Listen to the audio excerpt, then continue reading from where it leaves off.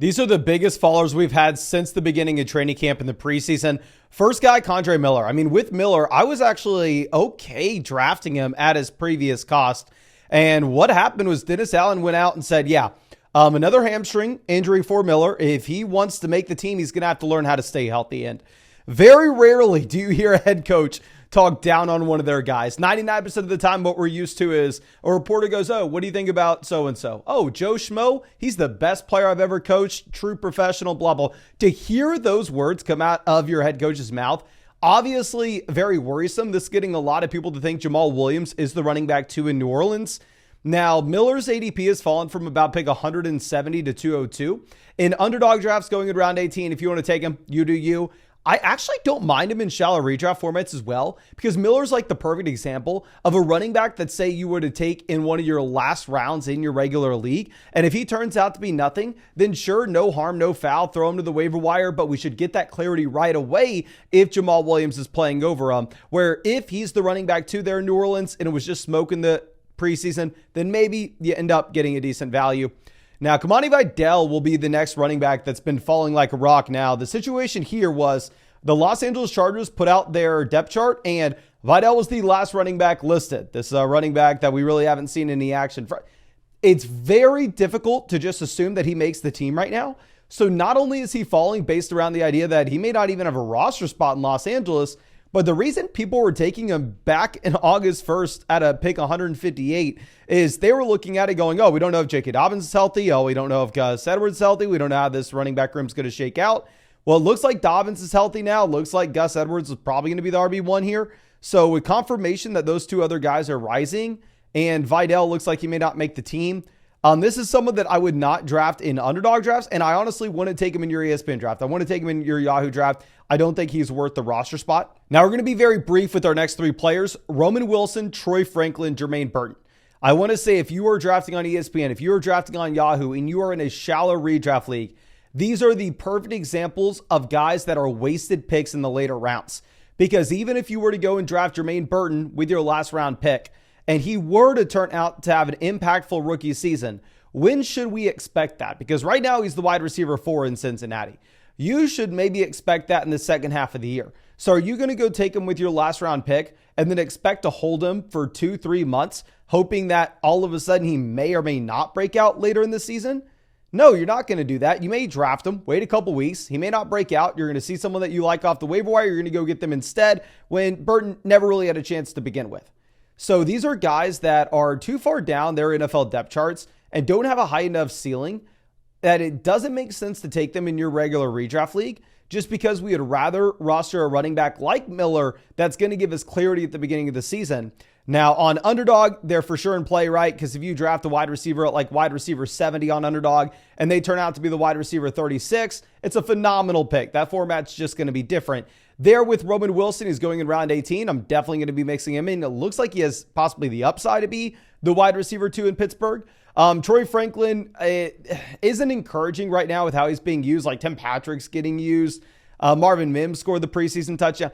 So Franklin, his starting lineup spot alongside Sutton just doesn't really look like it's going to happen. And then Burton is looking like the wide receiver 4 currently in Cincinnati, dealt with an injury earlier in training camp. So these guys are good examples of players you can take on Underdog. There's just no reason to ever think about taking them in your regular redraft league. Now, of course, if you wanted to draft them on Underdog, I am streaming drafts every single night on Underdog. These are best balls, so there's no time commitment at all during the season. It's how I draft hundreds of teams every year. It's how I won 150,000 on Underdog 2 years ago. And yeah, if you wanted to join us, you can find that link in the description in the comment section. If you use code FLOCK when you sign up to Underdog, you are going to get my 2024 rankings, my 2024 draft guide, my 2024 ADP consensus cheat sheet, all 3 of which will be updated every Sunday for you until the season starts. And also, if you use code FLOCK, you're going to get a 50% deposit bonus up to $250 and a Christian McCaffrey special pick-up more than less than half a total yard. But let's move over to somebody that actually may make a difference in your redraft league, and that's going to be DeAndre Hopkins. Now, DeAndre Hopkins has fallen from an ADP of about 68 down to an ADP of 89. Now, that is on Underdog. If you were going to be drafting, say, on ESPN, he is definitely going to be cheaper, just given the fact that you should be able to find wide receiver values a little bit later. And I'd say the same thing on Sleeper. I'd say the same thing on Yahoo. When I say ESPN, it's more so just an example of the format that you're playing in. Like if we go ahead and if we pull up where DeAndre Hopkins is going right now in ESPN drafts, this is a wide receiver that's not even inside the top 100. And instead, you are actually seeing him off the board at pick 105, which is after, freaking Harrison Butker in the ESPN rankings. So I will say that if you wanted to get him at that price point, I am completely fine with doing so. Now, is he falling for a reason? 100%. This is a wide receiver that's going into year 12 of his NFL career, where he just dealt with a knee injury that was going to sideline him for 4 to 6 weeks. That should possibly run into the beginning part of the year. And keep in mind with DeAndre Hopkins, this is going to be a receiver that projects out to be in one of the worst offenses in the NFL. I know a lot of people on YouTube are really excited about the Tennessee Titans with Will Levis, and they think that this offense has a very high ceiling. The fact of the matter is, if you go ahead and if you look at Vegas Sportsbook projections, they are currently projected out to be a bottom 5 offense in the NFL. And if that's going to be the case, and DeAndre Hopkins is the wide receiver 2 in said offense going into his 12th season, dealing with the knee injury already, this would be a player that I need a pretty big discount on if I'm going to draft him. Where I would look to draft Hopkins would be in an underdog draft to get him at a massive value, or in a redraft league where you possibly can start 4 or more wide receivers and it's a full PPR format. So say you're playing in a redraft league where you start 3 wide receivers and 2 flexes and it's full PPR, their wide receiver depth's going to matter quite a bit. So yeah, if you wanted to take Hopkins at this discounted price, I think it makes a ton of sense. If you're in a league, however, where you only start 2 wide receivers and 1 flex, it really doesn't make any sense just because he may not have the ceiling to make a difference in that format. Now, somebody that also does not have a ceiling to make a difference in that format is Quentin Johnston. Johnston's been falling because of 1, the Justin Herbert injury, 2, DJ Chark getting some positive buzz, and 3, every practice we get a clip of Quentin Johnston dropping the football. Now, I will say, in your regular redraft league, do not waste the roster spot. Even if you draft him at wide receiver 70, he turned out to be the wide receiver 40. It will make no difference in your ESPN Yahoo Sleeper League. On Underdog, I'm going to shoot it straight with you. I've drafted a lot of the guy. He's going in this wide receiver 70-ish range. I mean, if you're looking at the other wide receivers he goes alongside, they're absolutely disgusting. On Underdog, you're forced to take disgusting wide receivers that late. So I don't really have an option. And I am taking him because it's a good quarterback situation. It's an uncertain depth chart.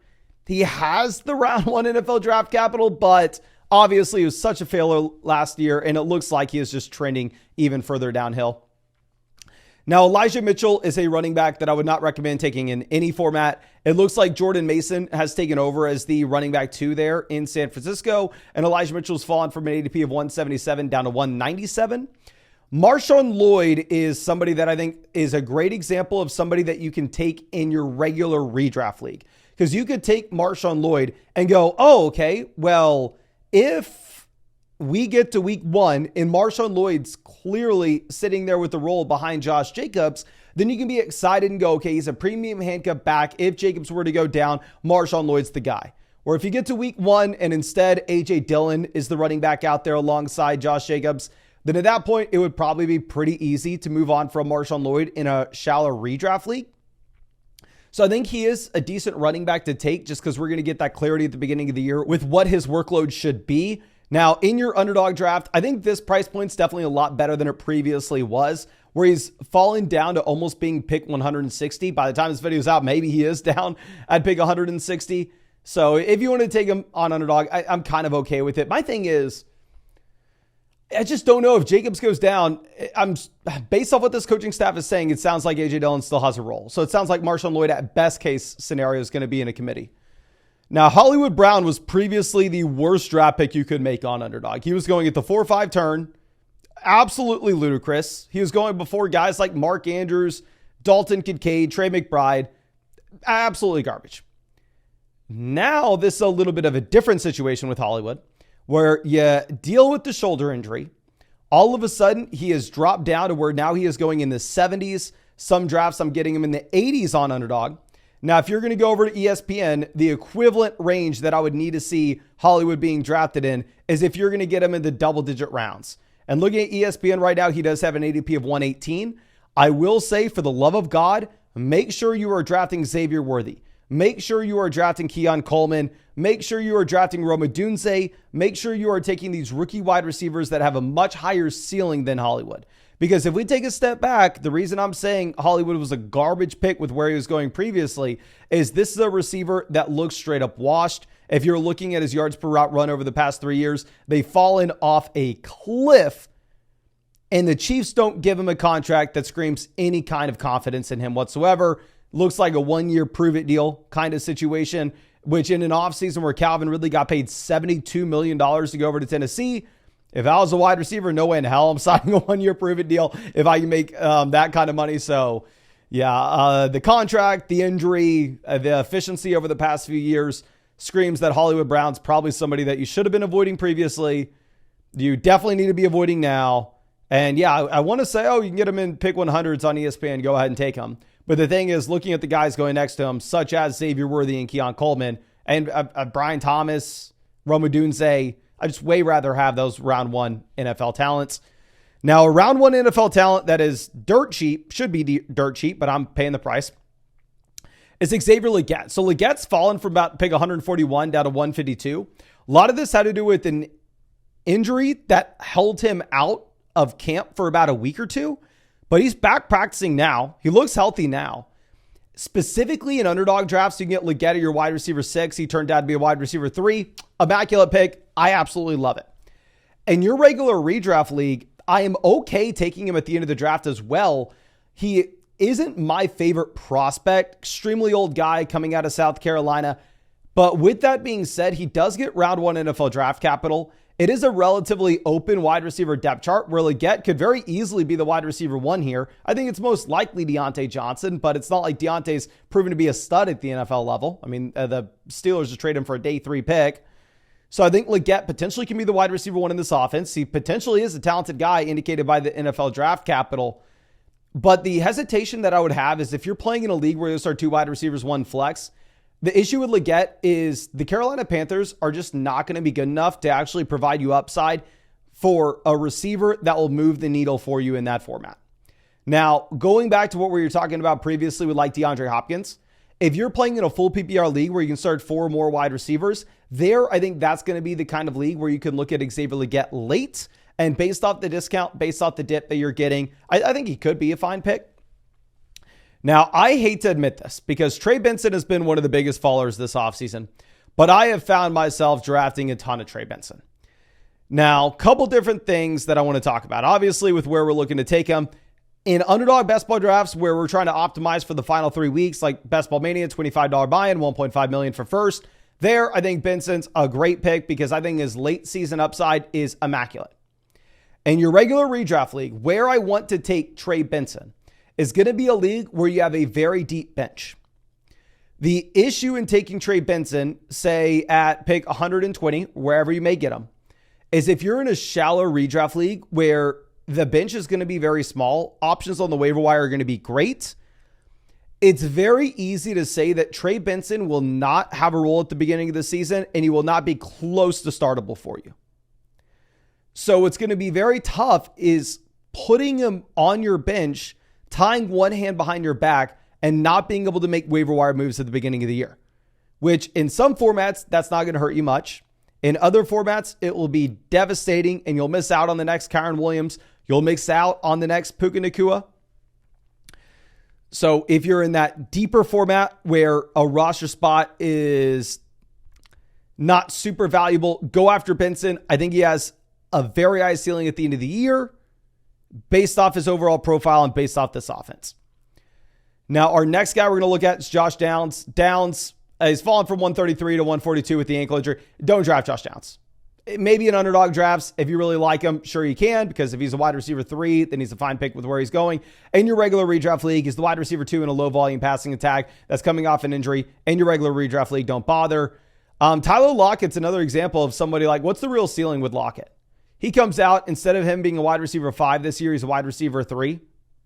That's not going to make a difference for you in your regular redraft league where you start 2 wide receivers, 1 flex. Don't take Tyler Lockett. Don't buy the dip. Even in a situation where you possibly need a receiver, I'd rather just chase someone with a higher ceiling and a wider range of outcome. Now, in underdog drafts, I've been drafting the hell out of Tyler Lockett, to be honest with you. I have been buying the dip a ton. I hope it works out. I mean, hell, just give us a couple random spike weeks and I'm fine. Now, Zach Moss is a very, very interesting player. So if you look at the Cincinnati Bengals team, they are currently projected to be a borderline top 5 offense in the NFL in total points scored. And if you are looking at Zach Moss, I will stand by. I don't particularly think that he is a great talent. But I don't particularly think that Chase Brown is a great talent either. Now, this coaching staff's come out. They've been very positive about Chase Brown as of late, which is why you've seen Chase Brown rise about 2 rounds in drafts, which is why you've seen Zach Moss fall about a round in drafts. So right now in underdog leagues, Zach Moss and Chase Brown go neck and neck, and in a lot of them, Chase Brown goes ahead of Zach Moss. There, I have been buying the dip on Zach Moss. However, if I go over and if I look at, say, ESPN as an example, you can see the same thing on Yahoo. You can see the same thing on Sleeper. And you look at the gap between Zach Moss and Chase Brown with their price tag.